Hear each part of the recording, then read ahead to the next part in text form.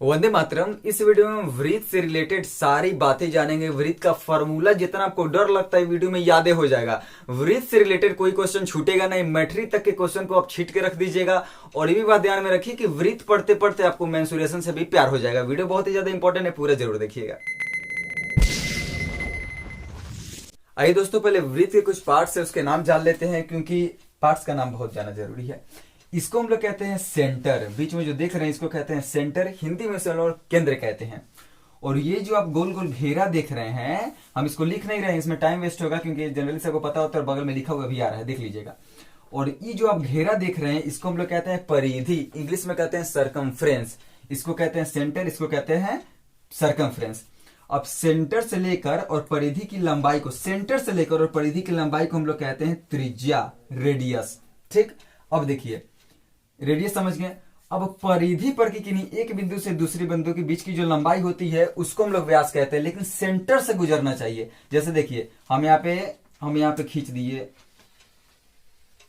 एक लाइन खींचे जो कि सेंटर से गुजर रहा है और परिधि के एक बिंदु से दूसरे बिंदु को टच कर रहा है, तो इसी को हम लोग कहते हैं व्यास। इंग्लिश में इसे हम लोग डायमीटर कहते हैं। ठीक है, अब देखिए तो क्या यहां से भी हम यहां पे एक लाइन खींचे तो ये भी तो परिधि के एक बिंदु से दूसरे बिंदु को छू रही है और सेंटर से होकर गुजर रही है, तो इसी को हम लोग कहेंगे व्यास।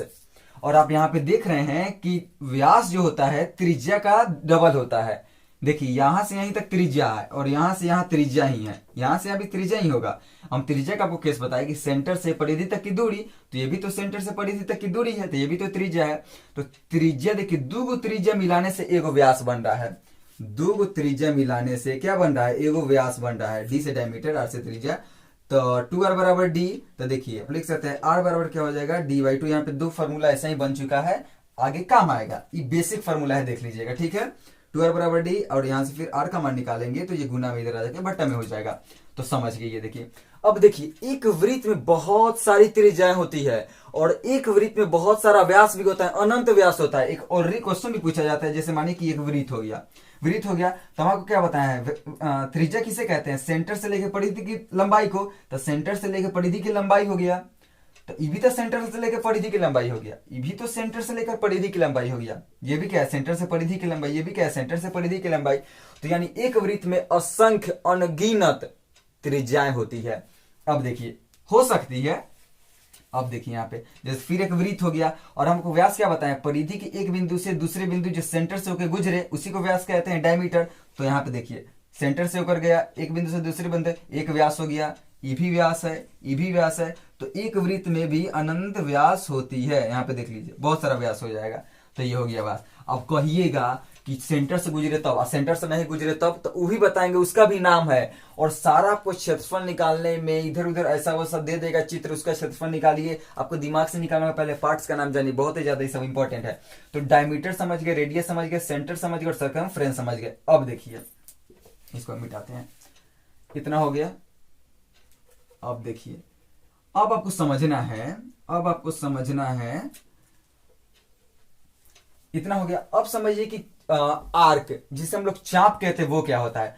परिधि पर ही क्या कीजिए कि यहाँ पे को काट लीजिए और परिधि की लंबाई को यहाँ पे काट लीजिए, और इसी की जो लंबाई आप देख रही है इसी को हम लोग कहते हैं चाप, आर्क कहते हैं। आर्क समझ गए, ये सब सिर्फ सुनते जाइए, सारा काम आएगा आगे जब हम क्वेश्चन बनवाएंगे तब। अब देखिए, हाँ तो हम आपको बताए थे कि व्यास क्या होता है, परिधि के एक बिंदु से दूसरे, जो सेंटर से गुजरा, जो सेंटर से नहीं गुजरे, जैसे ये परिधि के एक बिंदु दूसरे बिंदु तक जा रही है लेकिन सेंटर से नहीं गुजर रही है, तो इसी को हम लोग कहते हैं जीवा। इसको कहते हैं जीवा, कॉर्ड कहते हैं। इसी को क्या कहेंगे, जीवा कहेंगे। अब देखिए समझ गए। तो हम क्या करते हैं कि ये जीवा वाला भाग हम इधर एक बार और आपको हम बताते हैं। देखिए जैसे ये हो गया और ये हो गया इसका सेंटर, तो हम क्या किए, एक जीवा खींच दिए। जीवा खींचने से क्या हुआ कि हमारा दो भाग में ये वृत्त बट गया। एक तो बड़ा वाला भाग है, एक तो छोटा है। तो इसमें बड़ा छोटा नहीं कहेंगे, इसमें दीर्घ और लघु कहते हैं। तो दीर्घ को हम लोग कहते हैं मेजर और इसको हम लोग कहेंगे माइनर। लेकिन क्या है, ये वृत्त खंड है इसलिए हो गया मेजर सिगमेंट और ये हो गया माइनर सिगमेंट, मतलब दीर्घ वृत्त खंड और ये होगा लघु वृत्त खंड। हम यहाँ पे लिख देते हैं मेजर सिगमेंट और ये हो गया माइनर सेगमेंट। हम सिर्फ पार्ट्स का नाम बता रहे हैं। ये मेजर सेगमेंट, ये माइनर सेगमेंट, हिंदी में इसे हम लोग दीर्घ वृत्तखंड कहते हैं, इसको लघु वृत्तखंड कहते हैं। ये देखिए, समझ गए। और फिर देखिए, ये मान लीजिए वृत्त हो गया, और यहाँ पे हम दो त्रिज्याएं खींच दिए, ये और ये खींच दिए। तो दो त्रिज्याएं खींचने से क्या हुआ कि फिर दो भाग बन गया, वृत्त का दो भाग बन गया। एक ठो बड़ा वाला हो गया, एक छोटा वाला हो गया। तो बड़ा को कहेंगे दीर्घ और छोटा को लघु, ये तो पता है। लेकिन इसको अब हम लोग कहेंगे, इसको जैसे सेगमेंट कहते थे, इसको कहेंगे सेक्टर। ये हो गया major sector, major sector, minor sector. ये सब पता होता है इसलिए हम ऐसे बता रहे हैं, बाकी बगल में आ रहा है, आप देख लीजिएगा। मेजर सेक्टर और माइनर सेक्टर, दीर्घ त्रिज्यखंड और लघु त्रिज्यखंड। देखिए, अगर वृत्त को जीवा दो भागों में बांटी तो उसे हम लोग सेगमेंट कहते हैं। अगर वृत्त जो है त्रिज्याओं के द्वारा जो बट रहा है तो उसको हम लोग सेक्टर कहते हैं, समझिए ना। त्रिज्या के द्वारा बट रहा है इसलिए त्रिज्यखंड, और जीवा के द्वारा बच रहा है इसलिए वृत्तखंड। तो ये था यहाँ पहले कुछ कॉन्सेप्ट, जो कि सारे पार्ट्स का नाम जाना था, हम आपको बता दिए। फॉर्मूले की तरफ वृत्त के जितने भी फॉर्मूले थे उसको अब अच्छे से सीखते हैं और साथ ही साथ याद भी कर लेंगे। आइए दोस्तों, वृत्त के जितने भी सारे फॉर्मूले बनते हैं सबको याद ही कर लेंगे। वीडियो बस अच्छा से देखते रहिए। देखिए, जो सबसे पहले मैं आपको बताया था, देखिए पॉइंट से, केंद्र से परिधि की दूरी जो लंबाई होती है वो आर, यहां भी आर होगा, यानी दो आर मिलाएंगे तब डी बनेगा। दो गो आर मिलाएंगे तब क्या बनेगा? डी बनेगा, व्यास बनेगा। तो अगर हम दो को इधर फेंक दे तो आर बराबर हो गया d/2। दो का फॉर्मूला तैयार। कोई पूछेगा कि व्यास बराबर क्या होता है, तो व्यास जो होता है त्रिज्या का दोगुना होता है, और जो त्रिज्या होता है वो व्यास का आधा होता है। तो अगर आपको क्वेश्चन, हम ऐसे क्वेश्चन जब प्रैक्टिस करवाएंगे तो और क्लियर होगा। अगर आपको कोई दे दे त्रिज्या बताइए 12 सेंटीमीटर है तो व्यास कितना होगा, तो डायरेक्ट 2 से गुना कर दीजिएगा। व्यास दे दे 24 सेंटीमीटर है, त्रिज्या बताइए तो 24/2 12 आ गया भैया। क्वेश्चन अप्लाई करवाएंगे, क्वेश्चन जब प्रैक्टिस करवाएंगे सारा क्लियर हो जाएगा। थर्ड देखिए, तो दो फॉर्मूला यहां तैयार हो गया। देखिए अच्छे से ये सीखिएगा। एक्चुअली समझिए, इसमें एक पाई टर्म आता है। पाई एक कांस्टेंट है, इसका वैल्यू कभी नहीं बदलता है। पाई एक्चुअली होता क्या है, उसका मतलब रियल में समझिए। पाई क्या होता है कि परिधि और व्यास के अनुपात को ही पाई कहते हैं। तो परिधि यानी सी सर्कमफ्रेंस, व्यास यानी डायमीटर डी, यानी c/d को ही क्या कहा जाता है? पाई कहा जाता है। और इसका वैल्यू कितना होता है? 22/7। ये समझिए क्या होता है। दुनिया में जितनी भी सारी गोल वस्तुएं हैं, अगर आप उसका परिधि नाप लीजिए और उसका व्यास नाप लीजिए और उसको बट्टा कर दीजिए, ऊपर परिधि रखिए, नीचे व्यास रख दीजिए, कटा दीजिए, और उसके बाद जो लास्ट में जो आंसर आएगा ना वो 22/7 ही आएगा। अगर नहीं आ रहा है तो समझ लीजिए प्रॉपर गोल नहीं है। 22/7 अगर प्रॉपर कोई गोल वस्तु होगी तो कटा पटा के 22/7 ही आंसर आएगा। जैसे मान लीजिएगा कोई गोल वस्तु है 44 सेंटीमीटर है, तो उसका व्यास 100% है कि 14 सेंटीमीटर होगा। 100% प्रॉपर जो गोल वस्तु होगी। तो फिर इसको कटाइए ना, 22 बार में कटेगी, 2 से 14, 22/7 आ गया, तो ये गोल वस्तु होगी। समझ गए? ये था 22/7। सर्कमफ्रेंस और व्यास के अनुपात में क्या कहा जाता है? पाई कहा जाता है। तो इसको हटाइए। अब देखिए, तो पाई का पाई रहने दिए और सी का सी, और हमको बताएं डी बराबर क्या होता है? 2r। हम इसको सीधा लिख देते हैं, डी बराबर क्या होता है? 2r। तो इस डी को हटा के हम क्या लिख सकते हैं? 2r। अब देखिए क्रॉस मल्टीप्लीकेशन कर दीजिए, सी में 1 से सी और 2r में पाई से, तो 2πr। तो फॉर्मूला बन चुका है, परिधि बराबर होता है सर्कमफ्रेंस बराबर होता है 2πr।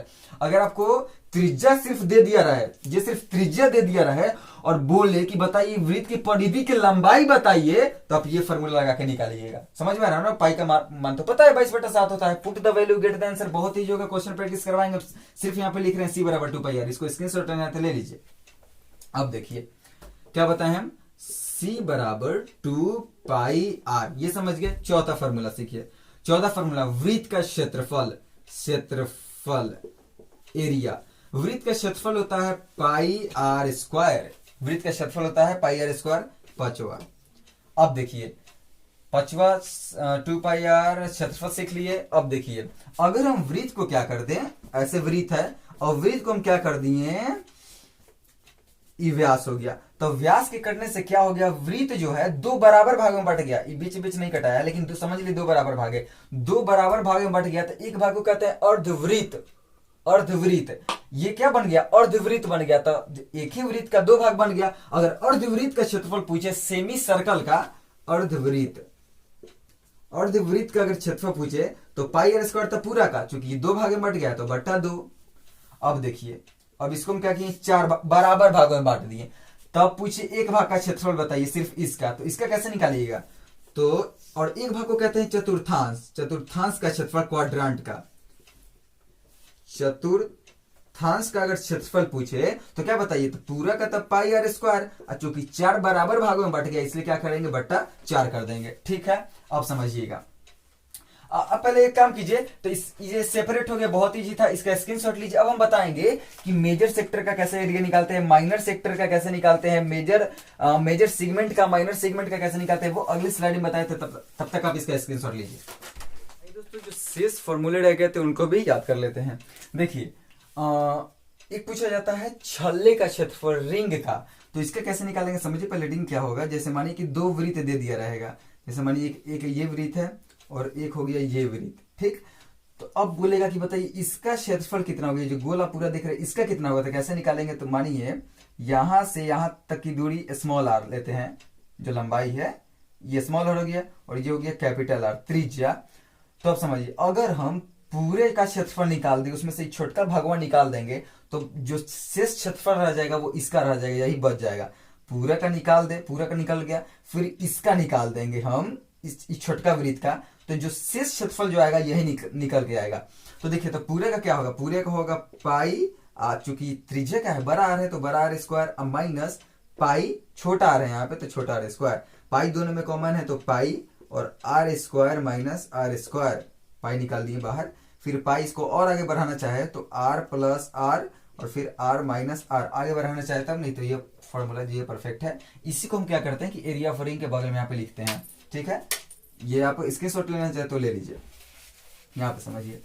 तो क्या निकल के आया, पाई आर स्क्वायर, माने बड़का का क्या करेंगे, बड़ा वाला त्रिज्या का पहले रखेंगे, बड़ा वाला जो वृत्त का त्रिज्या पहले रखेंगे और छोटे वाला वृत्त का त्रिज्या रखेंगे, और दोनों को क्या करेंगे, स्क्वायर करेंगे। अब देखिए, लेंथ ऑफ आर्क, इसकी लंबाई पूछेगा तो कैसे निकालेंगे, इसका फॉर्मूला क्या होता है समझिएगा। पहले क्या होता है, इसका फॉर्मूला होता है थीटा बटा 180 गुना पाई आर। समझिए क्यों, अगर मानिए आपको इस पूरे की लंबाई पूछ रहा है पूरा का, तब पूरा का तो आपको पता हो गया कि 2 पाई आर होता है, पूरा का वही पता हो गया ना। लेकिन क्या हम जरूरी थोड़ी है कि पूरे का पूछेगा, अगर पूछ दिया बताइए सिर्फ इतना का क्या होगा, इतना का, तब कैसे बताइएगा। तो यही फॉर्मूला आता है थीटा बटा 180 गुना पाई आर, थीटा बटा 180 गुना पाई आर। देखिए, अगर आप मानिए यहीं पे जितना, यहाँ पे जितना जो होता है ना कोण, इसी को हम लोग कहते हैं थीटा, यहाँ पे ये चाप द्वारा काटे गए, यहाँ पे जितना कोण बनेगा वही थीटा की जगह रखेंगे। हम आपको और कॉन्सेप्ट क्लियर करते हैं, पहले समझिएगा। देखिए, अगर मानिए अगर हम